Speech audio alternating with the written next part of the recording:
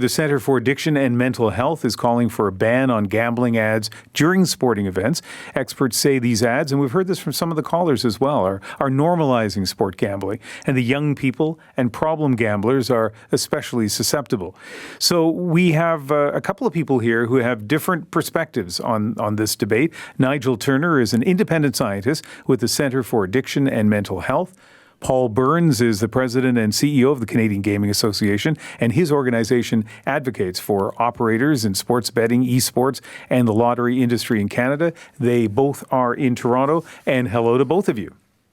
Hello. Hi, Ian. Thanks for having me. Yeah, well, thanks for both of you for being on the program. Nigel, your organization is, as I mentioned, calling for a ban on gambling ads during sporting events. Is there evidence out there that shows that these ads make the problem of gambling addiction worse?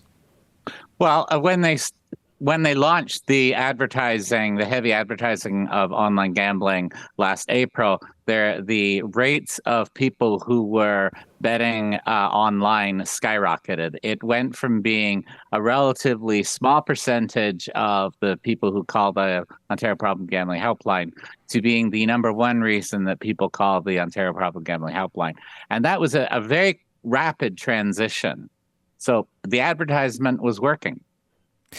Paul, CAMH says it's concerned about vulnerable players, such as those recovering or dealing with addiction issues when it comes to gambling. Why not ban ads during sports broadcasts, given the fact that no doubt vulnerable people are watching?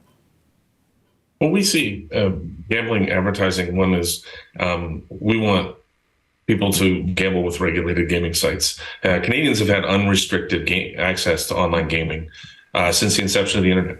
So for the last 20 plus more years, Canadians have been able to access online sports betting, online gambling, but without the regulatory controls and oversight that came when the province of Ontario brought in a regulated environment in April of 2022. And with that, we've found greater consumer protection controls and greater control over advertising. We've had gambling advertising in this country for decades. Online gaming was being advertised through offshore sites, and still is in many parts of the country. These aren't regulated sites, and we want people to know that they're going to gamble with a regulated site that has the proper consumer protection and controls, advertisers that follow the regulatory standard. Nigel, let me go back to you, and let's talk about minors. We heard Paul say that there are rules that try to protect, that are meant to protect against targeting young people in gambling. Is that working? Well, I have two different responses I would make to what he said. One is, he's true. It is true that we are now promoting regulated sites, and that's better than unregulated sites. But we're also promoting them much more heavily than they've been promoted in the past. And the use of celebrities in these ads and the heavy advertising throughout the game has created a society where gambling is seen as an integral part of the sport. And I think it has to be cut back. I actually don't advocate banning of all ads, but I think during the game, that would be a good place to not have these ads. Also, the time of day is another consideration. If most youth will go to sleep earlier, so it's possible that they could have the ads focused on people on later time periods.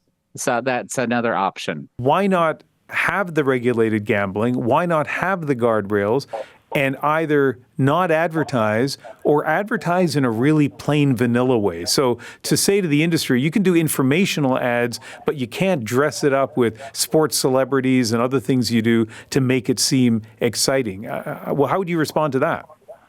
I think there's a place for being able to teach people the products and learn about what's available. Obviously, and we have a competitive market in Ontario with brands that are regulated by the province of Ontario to offer their services. I think it's important that we create those. Whether the use of active athletes, that's a discussion that the Alcohol and Gaming Commission of Ontario is having right now with the industry and with stakeholders on whether that continues. We've had a year's experience. When they started this, they brought in many controls. They prohibited the use of bonusing and incentive in mass market advertising. patrons had to opt in to receive marketing and bonusing material from the sites they sign up with. We've put restrictions around advertising. To talk about volume advertising or who's in them, I think that's a part of a conversation we want to continue to have. But we think that there's been and has been, obviously, gaming advertising has existed for decades. And we're seeing now something new and a new product. And I think if we can learn from that experience we've had in the last year and what is the right way to move forward in terms of the types of advertising we'll permit. But I do think advertising has a place in this to provide information to customers, understand the products, and also because we have a competitive atmosphere with companies competing, be able to advertise their brands. Mm-hmm. Let's go to Nigel Turner now, independent scientist with the Center for Addiction and Mental Health. I think, Nigel, you said that you're not advocating personally for an out-and-out ban on advertising. No. You touched on some of the things you'd like to see change.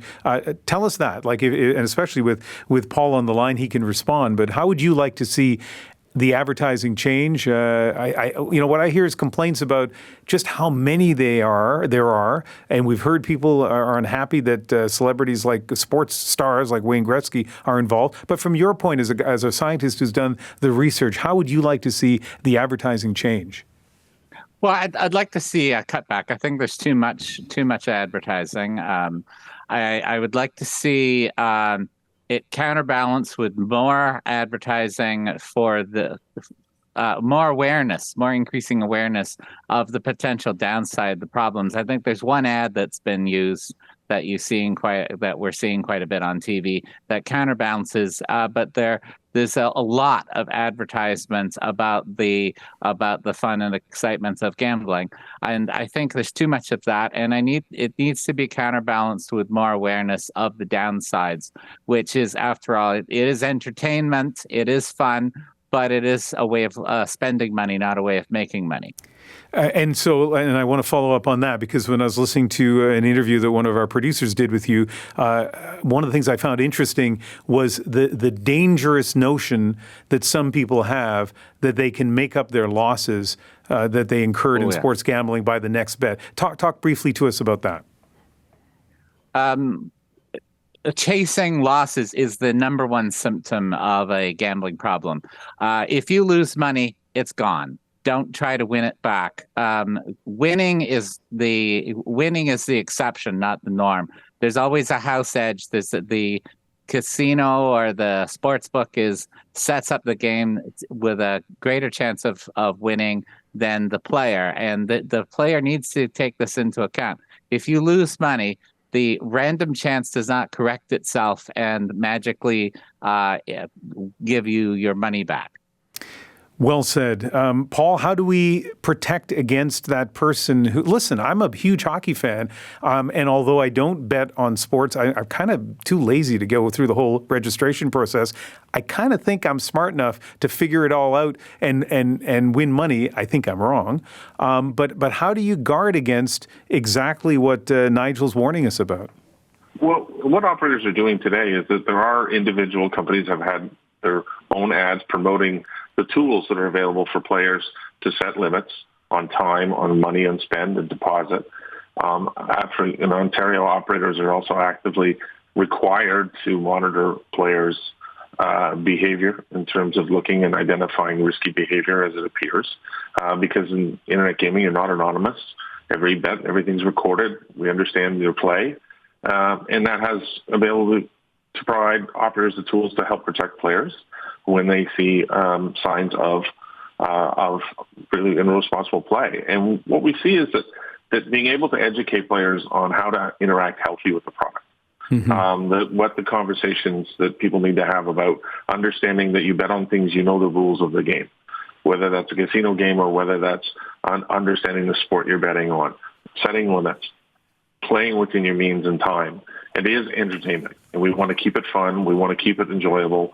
That's what the industry is actively spends a lot of time ensuring that we have healthy relationships with our players, the players understand the tools that are available to them and how we can interact to help keep them in a safe place to play. I think one important message to get out there is gambling is potentially problematic. People can get addicted to it. There is help. There is a help service. There's a helpline in Ontario. There's also a treatment service in Ontario. So if you do run into problems, seek out help to deal with it. And as far as ads go, I think we need to seriously cut back on just the sheer volume of the ads that are presented and the time at which they're presented. I hope you can give me a quick answer to this. I hope it's fair to ask you this, Nigel. What's an early warning sign that somebody should consider before they, and it should prompt them to pick up the phone and ask for help? Well, there are number ones. I think when you start to think that you can win back your losses, when you start to think that you have some kind of special skill and that you're going to make back the money that you're losing, that's a really good sign that it's going off the rails. Okay, Nigel, thank you very much. And Paul, President and CEO of the Canadian Gaming Association, last word to you. Well, we obviously as an industry want to make sure that people gamble with regulated sites that offer the consumer protection measures that we support and encourage. Through the work of the AGCO and regulating online gaming in Ontario this past 12 months, we have seen a higher level of consumer protection put in place. Obviously, the industry is still learning. As we know, broadcasters have put a share of voice restrictions into their sports broadcasts about limiting the number of ads. Some people don't believe they're there, but they are. And there are a lot of rules and guidelines around who can participate. This is your previous caller. Even though Wayne Gretzky does own a winery, he can't appear in a gambling ad as well. But the challenge we have is educating people on the newness of the product, making sure they understand how to use it properly. But we think advertising is an important tool to do that. Can we do it and improve it? Yes, we think we can, as we learn through the experience we've had in the first year. But as I said, we all work with the various stakeholders, the broadcasters, the sports leagues who help promote and advertising as well within their games and their leagues. And that's important for everybody to understand. We do have to look at whether there are limits that need to be put in place or not. But we think we've done a very good job in the first year in Ontario, and obviously there's room for improvement. Okay, Paul, thank you very much.